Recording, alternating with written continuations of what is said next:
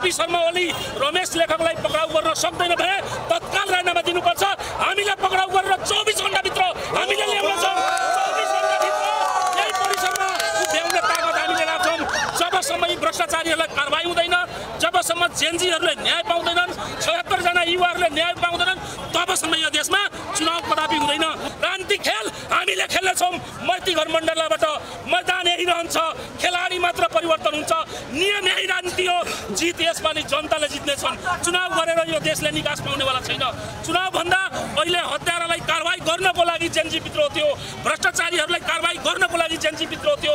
यो सरकारले जब भ्रष्टाचारीहरूलाई थुन्न सक्दैन, कारबाही गर्न सक्दैन भने तत्काल राजीनामा दियोस्। साथीहरू, उहाँले उठाएको माग एकदमै जायज छ। जबसम्म जेनजीका माग पूरा हुँदैनन् तबसम्म चाहिँ निर्वाचन हुनु नै हुँदैन। 76 जना युवाहरूको हत्या गर्ने हत्यारा र भ्रष्टाचारीलाई जबसम्म कारबाही गर्न सक्दैन यो सरकारले तबसम्म निर्वाचन हुँदैन। निर्वाचन गर्न दिने नै होइन। निर्वाचन गरेर मात्रै के गर्ने, निर्वाचन गरेर मात्रै देश बन्ने भए त अहिलेसम्म नेपाल पनि सिङ्गापुर बन्ने थियो। त्यसकारण यो सरकारलाई जसरी भए पनि दबाब दिएर भयो नि हत्यारा र भ्रष्टाचारीहरूलाई त कारबाही गर्नै पर्छ।